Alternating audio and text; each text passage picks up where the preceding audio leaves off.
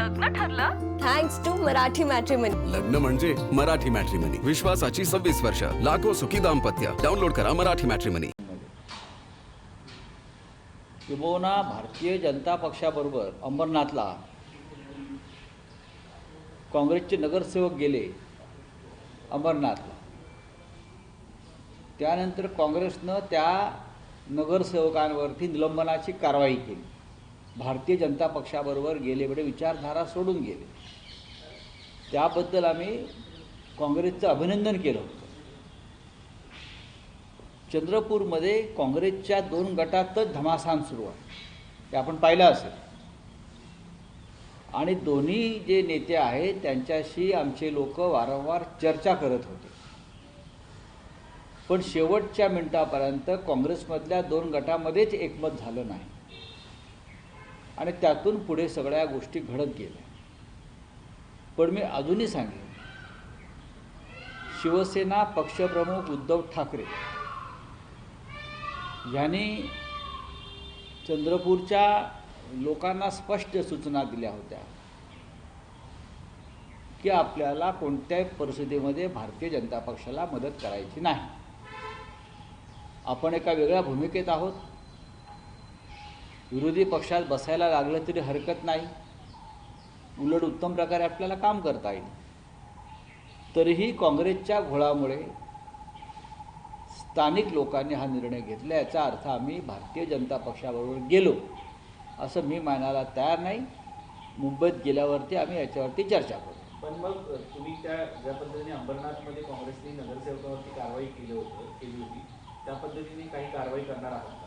सत्तेसाठी वाटेल ते करायला कोणी जात असेल तर शिवसेना पक्षप्रमुख किंवा पक्ष ते सहन करील अशी भूमिका नाही. उद्या आजच आम्ही उद्धवजींना भेटू, उद्धवजीशी चर्चा करू आणि त्यानंतर पक्षप्रमुख निर्णय घेतील. पण पक्षप्रमुखांची भूमिका अत्यंत स्पष्ट आणि परखड होती. विरोधी पक्षात बसावं लागलं तरी चालेल, हे लक्षात घ्या. विरोधी पक्षात बसावं लागलं तरी चालेल ही त्यांची वारंवार भूमिका राहिली या सगळ्या चंद्रपूरच्या विषयामध्ये. पण काँग्रेस पक्षच इतका विस्कळीत झाला त्या भागामध्ये, म्हणजे खरं म्हणजे काँग्रेसला लाज वाटली पाहिजे की 27 सर्वाधिक नगरसेवक निवडून आलेले असताना ते सत्ता चंद्रपूरची मिळवू शकले नाहीत. याला जबाबदार कोण याची चौकशी उच्च पातळीवरती व्हायला पाहिजे. शिवसेनेला दोष देऊन अर्थ नाही. तुमच्याकडे सर्वाधिक नगरसेवक होते. वंचित, MIM ह्यानेसुद्धा तुम्हाला पाठिंबा शेवटच्या क्षणी दिला नाही, कारण तुमच्यामध्ये एक वाक्यता नव्हती आणि तुमच्या 2 गटामध्येच भानगडी सुरू राहिल्या शेवटपर्यंत. त्याच्यामुळे इतर जे पक्ष तुम्हाला पाठिंबा देणारे होते त्यांना तटस्थ राहावं लागलं किंवा वेगळा निर्णय घ्यावा लागला. परभणीमध्ये तुम्हाला आता काँग्रेसच्या नगरसेवकांची गरज लागेल सत्ता स्थापनेसाठी. त्यांच्याकडनं सांगितलं तर परभणीमध्ये आता आमची गरज लागणार नाही. आता चंद्रपूरच्या एका निर्णयामुळे अनेक महाराष्ट्रातल्या काही ठिकाणी असे प्रसंग निर्माण होतील, पण आम्ही त्याच्यावरती एकत्र बसून चर्चा करू. तर रोहित पवार यांनी काल पत्रकार परिषद घेऊन अजित पवार यांच्या अपघाताबद्दल काही शंका उपस्थित केल्या, घातपाताबद्दल शंका उपस्थित केल्या. बघा, रोहित पवारांचं संपूर्ण सादरीकरण मी पाहिलं, कारण हा विषय मी स्वतः संसदेमध्ये उचललेला आहे की अजित पवार यांचा अपघात हा प्रथमदर्शनी अपघात वाटत असला तरी ज्या पद्धतीनं या घडामोडी 24 तासात घडल्या अपघाताच्या आधी आणि नंतर, ते पाहता संशयाला जागा आहे. हे मी सुद्धा पार्लमेंटला सांगितलं आहे, काही मुद्दे मी दिलेले होते. रोहित पवार त्याही पुढे जाऊन अनेक तांत्रिक मुद्द्याचा त्यांनी व्यवस्थित अभ्यास करून काल जे सादरीकरण केलं हे धक्कादायक आहे. खरं म्हणजे रोहित पवार यांनी जे मुद्दे मांडलेले आहेत त्याचा महाराष्ट्रानं विचार केला पाहिजे. अजित पवार यांचा दुर्दैवी मृत्यू हा महाराष्ट्रावर झालेला आघात आहे.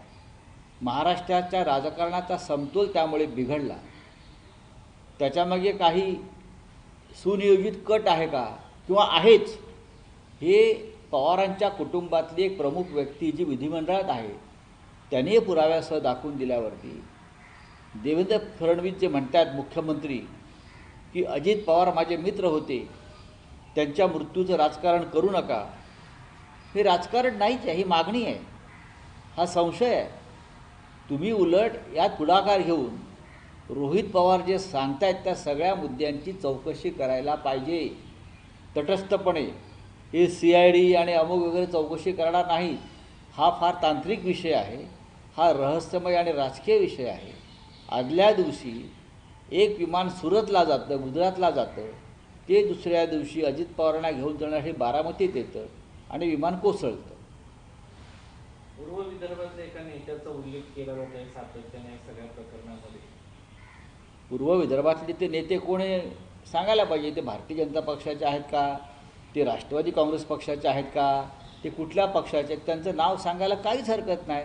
जर ते नेते पूर्व विदर्भाचे अजित पवारांना मुद्दाम उशिराहून भेटले असतील आणि त्यांचं मोटारनं जाण्याचा प्लॅन त्यांनी रद्द करायला लावला असेल, तर त्या नेत्याची चौकशी व्हायला पाहिजे. तो नेता कोण, कोणत्या पक्षाचा आहे, आणि अशी काय घाई होती ती फाईल घेऊन, अशी कोणती फाईल होती की त्या फाईलवर सही जर केली नसती त्या दिवशी तर महाराष्ट्र थांबला असता का? नाही.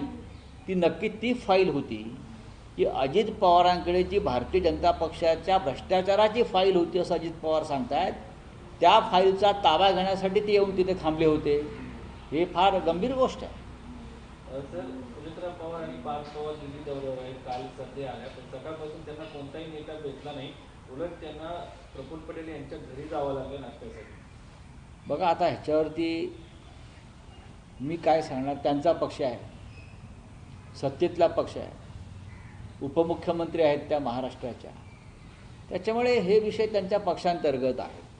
त्यांना जर कोणी भेटायला गेलं नसेल याचा अर्थ पक्षामध्ये सर्व काही ठीक नाही, एवढंच मी सांगू शकतो.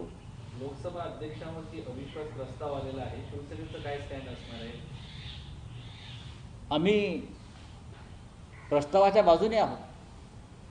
संसदेमध्ये ज्या प्रकारे लोकशाहीचा गळा घोटला जातोय, विरोधी पक्ष नेत्याला बोलू दिलं जात नाही, राष्ट्रीय सुरक्षेच्या मुद्द्यांवर आवाज उठू दिला जात नाही, आणि ओम बिर्ला हे भाजपचे कार्यकर्ते असल्यासारखे खुर्चीवर बसलेले आहेत, त्यांच्याविरुद्धचा अविश्वास ठराव असेल तर शिवसेनेचा त्यांना पाठिंबा आहे. बोलिये सर, ॲक्सिन फाईलच्या वरून ब्रिटिशच्या पंतप्रधान किम स्टार्मर यांना राजीनामा देण्याची शक्यता व्यक्त केली जात आहे. आपल्याकडे देखील हा प्रश्न उपस्थित केला जात आहे.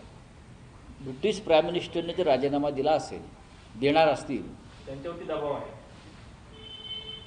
आपल्याकडे देशात दबावाला कोण विचारतं आहे ना जनतेच्या, तरी जनता यावेळेला स्वस्थ बसणार नाही. चलिए हिंदी में कुछ है तो बताइए. सर, रोहित पवार ने कल जो प्रेस ली है उसके बारे में आप क्या कहना चाहेंगे? देखिए, रोहित पवार जो अजित पवार जी के भतीजे हैं, विधायक है, बहुत ही अभ्यासपूर्ण तरीके से अपनी बात रखते हैं. रोहित जी ने कल एक प्रेजेंटेशन दिया लोगों के सामने, पत्रकारों के सामने, जिसमें अजित पवार जी का जो मृत्यु हुआ है, जो मौत हुई है, वो एक्सीडेंट नहीं है, वो एक सोचा समझा षड्यंत्र था अजित पवार को ख़त्म करने का. इस प्रकार का प्रेजेंटेशन रोहित पवार ने दिखाया है. ऐसे ऐसे मुद्दे सामने आए हैं कि देश के सामने एक ऐसा प्रश्न आया है, क्या किसी महत्वपूर्ण नेता की मौत के लिए एक ऐसा षड्यंत्र रचा जा सकता है? तो उसकी जो इन्वेस्टिगेशन है वो CID या मुंबई पुलिस से नहीं होनी चाहिए, महाराष्ट्र की पुलिस से नहीं होनी चाहिए.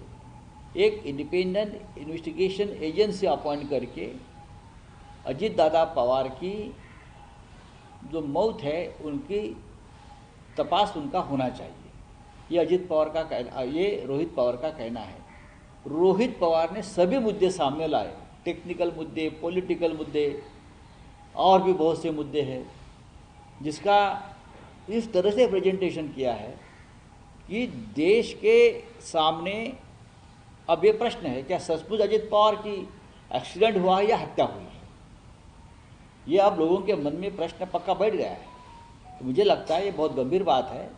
अजित पवार जैसा नेता जिस प्रकार से मौत के घाट उतारा गया, ये सिर्फ एक्सीडेंट नहीं है, ये रोहित पवार ने कल दिखाया है. विदर्भ की एक नेता का नाम इसमें कौन नेता है, नाम बताइए। वो नेता जो अजीत पवार के घर शाम को लेट पहुंचा 4 घंटा। अजीत पवार अपने कार से बारामती जाने वाले थे। वो नेता जानबूझकर वहाँ लेट पहुंचा, 4 घंटा उनको रुकाया और एक ऐसी फाइल उनके पास लेकर गया जिस फाइल पर सिग्नेचर करने के लिए उनका दबाव था। वो नेता कौन था, वो फाइल कौन सी थी? सबसे पहले बात मैं ये कहूँगा कि मैंने पार्लियामेंट में ये प्रश्न उठाया है कि अजीत पवार ने ये घोषित किया था कि मेरे पास भारतीय जनता पार्टी की भ्रष्टाचार का पूरा चिट्ठा है, पूरी फाइल है और मैं समय आने पर उसको ओपन करूँगा। उसके बाद यह एक्सीडेंट 10 दिन में हुआ है। तो क्या वो जो पूर्व विदर्भ का नेता अजीत पवार के पास गया था वो अपनी फाइल लेकर गया था? क्या जो फाइल अजीत पवार जी के पास थी भारतीय जनता पार्टी के भ्रष्टाचार की, वो अपने कब्जे में लेने के लिए गया था? ये भी सवाल मेरे मन में है। जो प्लेन आया था वो सूरत से आया था ऐसे बोला जा रहा है। हाँ, गुजरात से आया था प्लेन, ऐसा रोहित पवार जी का दावा है। गुजरात से रात को सुबह जल्दी प्लेन आया और वही प्लेन लेकर अजीत दादा को बारामती लेके गया वो प्लेन। ठीक है, बोले हिंदी क्या है भाई, चलो। लग्न ठरलं? Thanks to Marathi matrimony. लग्न म्हणजे मराठी मॅट्रिमनी. विश्वासाची 26 वर्ष. लाखो सुखी दाम्पत्य. डाउनलोड करा मराठी मॅट्रिमनी.